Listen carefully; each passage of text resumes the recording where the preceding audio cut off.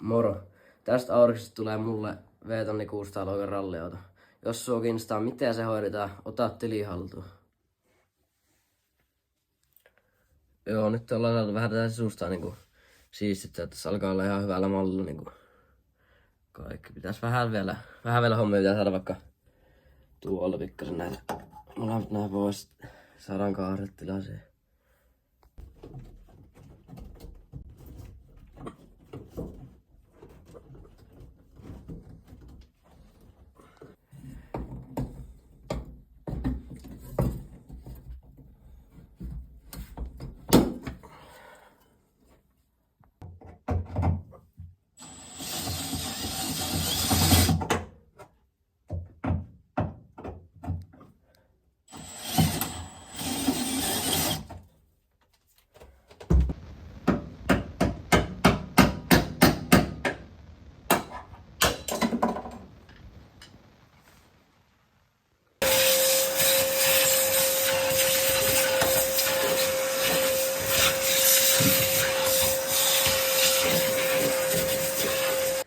Juu, tosiaan nyt ollaan saatu takaluukku irti.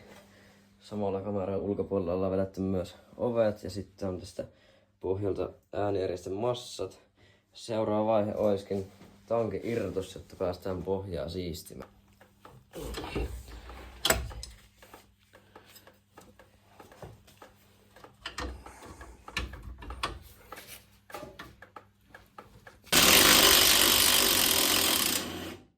Juu, tosiaan tänään ei ihan saatu tankkia irrotettua.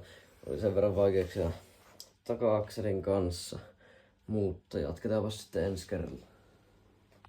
No niin, jäi eilen vähän kesken tankin irrotus. Katsotaan, jos saadaan nyt valmiiksi.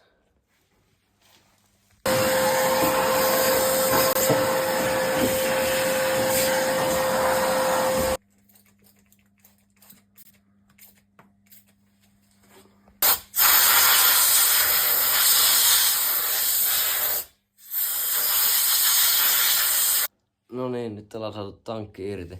Seuraavana onkin sitten korin putsaamista ja sitten olisikin valmis, auto olisi valmis kaadetukselle. Otahan tili haltuun, jos kiinnostaa ja pistää vähän lisää, kun saadaan lisää matskua.